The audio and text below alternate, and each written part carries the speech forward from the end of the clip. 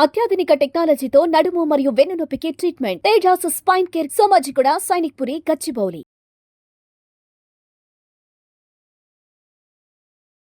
Welcome to Suman TV. నేను మీ నవీన్. చాలా మంది వయసుతో సంబంధం లేకుండా మోకాళ్ళ నొప్పులతో ఇబ్బంది పడుతూ ఉంటారు. సో అట్లాంటి వాళ్ళకి కూర్చున్న చోటే మనము మోకాళ్ళలో గుజ్జును పెంచే ఎక్సర్సైజ్, యోగాసనాస్, అదేవిధంగా మోకాళ్ళ నొప్పును తగ్గించి ఆ బోన్ని స్ట్రెంథెన్ చేసే ఆసనాస్ ఉన్నాయని చెప్పేసి డాక్టర్ ఓం ప్రకాష్ గారు చెప్తున్నారు. యోగా థెరపిస్ట్, అదేవిధంగా ప్రముఖ న్యూట్రిషనిస్ట్. మరి సార్ని అడిగి తెలుసుకుందాం ఎట్లాంటి ఆసనాస్ ఉన్నాయని. హాయ్ సార్, నమస్తే అండి. హాయ్, నమస్తే సార్, కూర్చున్న చోటనే మనం మోకాళ్ళలో గుజ్జు పెరిగే విధంగా ఉంటుంది అనేది నిజంగా నమ్మశక్యంగా ఉందా అండి? అది 100% అండి. ఏ విధంగా, అంటే ఎట్లాంటి ఆసనాస్ ఉన్నాయి? అంటే బేసిక్గా ఏంటంటే మనం అక్కడ ఆ జాయింట్ ఏదైతే ఉందో ఆ జాయింట్లో కొంచెం మూమెంట్ తీసుకొస్తూ దాంట్లో కొంచెం స్ట్రెంగ్త్ని తీసుకొచ్చేసినట్టయితే ఖచ్చితంగా దాంట్లో గుజ్జు అనేది పెరుగుతూ ఉంటుంది. ప్లస్ కొంచెం మనం డైట్లో కూడా మాడిఫికేషన్ చేసుకోవాలి. మాడిఫికేషన్ చేసుకుని కొంచెం కాల్షియం రిచ్ ఫుడ్ కనుక తీసుకున్నట్లయితే 100%గా వస్తుంది. అంటే ఇక్కడ వాళ్ళకు ఒక ప్రాబ్లం ఏమైపోతుందంటే వాళ్ళ మైండ్లో వాళ్ళు ఫిక్స్ చేసుకుంటారు. ఓకే, నాకు ఒకసారి మోకాలు నొప్పి వచ్చింది, నా లైఫ్ లాంగ్ ఉండిపోతుంది, నడవకూడదు, అంటే నేను ఈ లైఫ్ లాంగ్ దీంతో బాధపడాలి, అసలు దీంతో బయటపడే సమస్య లేదు అని వాళ్ళు ఫిక్స్ అయిపోతారు. అలా కాకుండా మనం ఏదైతే వాళ్ళకి చిన్న చిన్న ఉపాయాలు చెప్తుంటామో ఆ చిన్న చిన్న టిప్స్ వల్ల వాళ్ళు ఫాలో అవుతూ వాళ్ళు ఈజీగా, అంటే మన దగ్గర ఆన్లైన్ క్లాసెస్ జాయిన్ అవుతుంటారు. మన సపరేట్ డెడికేటెడ్ బ్యాచ్ ఉంది, నీ పెయిన్ కొరకు సపరేట్ బ్యాచ్ ఉంది. సో ఆ బ్యాచ్లో చాలా మంది మన ఏదైతే ఆన్లైన్లో క్లాసెస్లో మూమెంట్స్ చేయిస్తుంటామో ఆ మూమెంట్స్ వల్ల ఈజీగా బయటపడిన వాళ్ళు చాలా మంది ఉన్నారు అనమాట. ఎట్లాంటి థెరపీస్ ఉన్నాయి సార్ వీటికి? అంటే మామూలుగా ఈ ఎక్సర్సైజ్, యోగాసనాసే కాకుండా ఏమైనా థెరపీస్ లాంటివి కూడా ఉంటాయి? ఎందుకంటే కొన్ని రిట్రీట్స్ కూడా కండక్ట్ చేస్తుంటారు. అవును, అంటే వాళ్ళ సివియారిటీని బట్టి, అంటే మోడరేట్గా కనుక స్టార్టింగ్ స్టేజ్లో ఉంటే ఇప్పుడు ఏదైతే మనం వీడియోలు చూస్తున్నామో దాన్ని చూసి చేసేసుకోవచ్చు.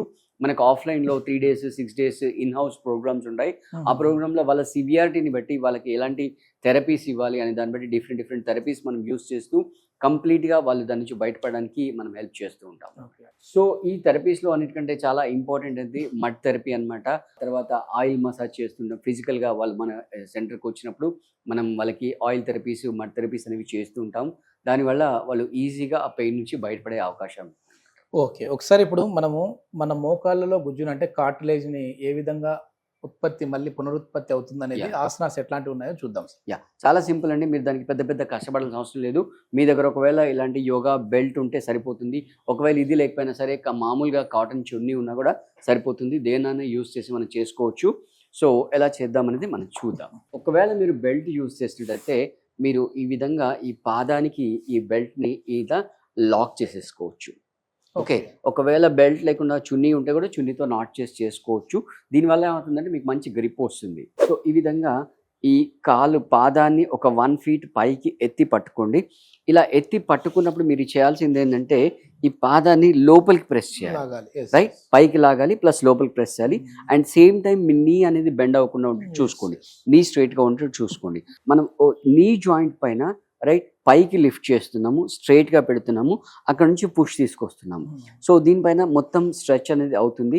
ఇలా స్ట్రెచ్ జరిగినప్పుడు అక్కడ ఏదైతే డెడ్ సెల్స్ ఏవైతే ఉంటాయో, అక్కడ డెడ్ కార్టిలేజ్ ఏదైతే ఉందో అది మళ్ళీ రీజనరేట్ అవ్వడానికి అవకాశాలు ఉంటాయి. దాంతో పాటుగా ఇలా సింపుల్గా ఇలా మూమెంట్స్ కూడా చేసుకోవచ్చు. మీరు ఇలా హోల్డ్ చేసి కాసేపు ఇలా మూమెంట్ చేసినట్టయితే ఇక్కడ మీరు అబ్జర్వ్ చేయాల్సింది ఏంటంటే మీరు వాకింగ్ చేస్తే మొత్తం నీ జాయింట్ మీద వెయిట్ పడుతుంది. బట్ వేరాజ్ ఏదైతే వాకింగ్లో మీకు ఇంపాక్ట్ వస్తుందో సేమ్ ఇంపాక్ట్ మనం ఇక్కడ ఇస్తున్నాము. బట్ నీ జాయింట్ మీద ఎటువంటి లోడ్ అనేది లేదనమాట. సో ఇలా 2 కాళ్ళకి, అంటే కొంతమందికి ఒకే కాలికి పెయిన్ ఉంటుంది, వాళ్ళు ఏం చేస్తారు దాని మీదే ఫోకస్ చేస్తారు. బట్ నేను చెప్పేది ఏంటంటే రెండోది కూడా చేసినట్టయితే మీ ఫ్యూచర్లో ఎటువంటి ప్రాబ్లమ్స్ లేకుండా మీరు వాటిని, అంటే ఫ్యూచర్ ప్రాబ్లమ్స్ కూడా మీరు అవాయిడ్ చేసే వాళ్ళు అవుతారనమాట. సో ఈ విధంగా ఇప్పుడు మనం రైట్ లెగ్తో చేసాం, అదే విధంగా మనం లెఫ్ట్ లెగ్తో కూడా చేస్తాం. సో ఇలా స్ట్రెచ్ చేసి హోల్డ్ చేసి ఒక 5-10 కౌంట్ అలా హోల్డ్ చేసి పట్టుకోండి. దాని తర్వాత నెక్స్ట్ ఈ విధంగా సింపుల్గా మూమెంట్ చేయండి. ఇలా సింపుల్ మూమెంట్ చేసినట్టయితే కూడా అక్కడ ఉండే కార్టిలేజ్ అనేది రీజనరేట్ అవుతుంది. ఒక్కసారి మీరు చేసి చూడండి, మీకు తెలుస్తుంది. అంటే నేను చెప్పడం కాకుండా మీ ఎక్స్పీరియన్స్ కూడా మీరు మన వ్యూయర్స్కి చెప్పవచ్చు. ఇది ఎన్ని సెట్స్ చేయాలి సార్ మామూలు?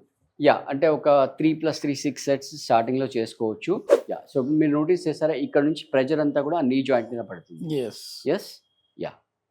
సో ఒక 10 కౌంట్ హోల్డ్ చేయండి.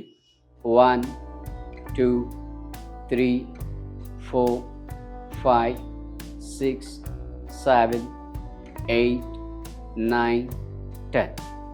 ఇప్పుడు మూమెంట్ చేయండి. Right, perfect.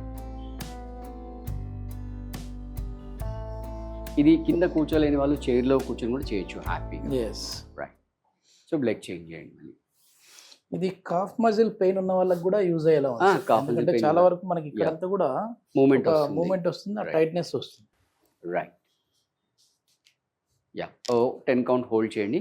1 2 3 4 5 6 7 8 9 10. Relax.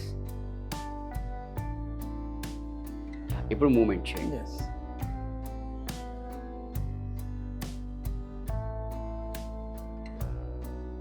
Yes. Right.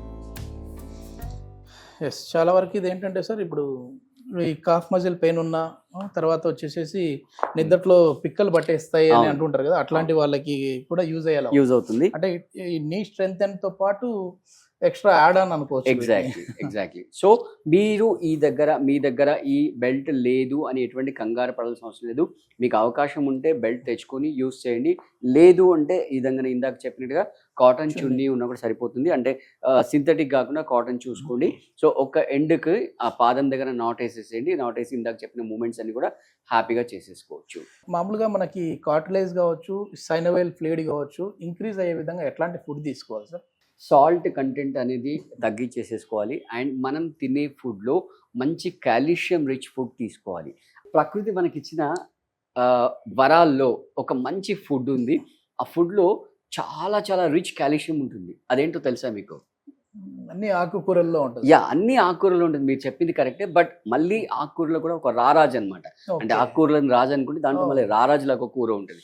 అదేంటో తెలుసా మీకు? ఐడియా లేదు. రైట్. దాన్ని పొనగట్టి కూర అంటాం.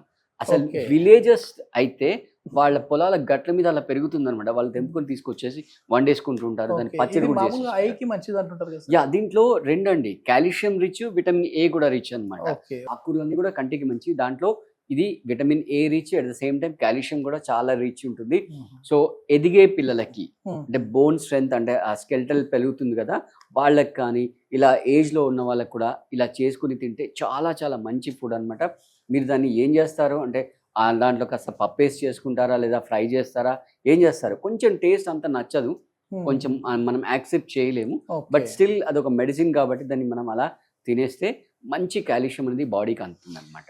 ఎస్. ఎస్. ఇది మొత్తానికి మోకాల నొప్పులు ఉన్న వాళ్ళకి డైట్ ఏ విధంగా ఉండాలి, అదే విధంగా ఎలాంటి చిన్న చిన్న ఎక్సర్సైజ్, మీరు కూర్చున్న చోటే ఉండి చిన్న చిన్న ఎక్సర్సైజ్ చేయడం వల్ల కూడా మోకాలలో గుజ్జు అనేది విపరీతంగా పెరుగుతుంది. అదేవిధంగా మోకాల నొప్పులు తగ్గుతాయి, బోన్ స్ట్రెంథెన్ అవుతుంది అని చెప్పేసి ఓం ప్రకాష్ గారు చెప్తున్నారు.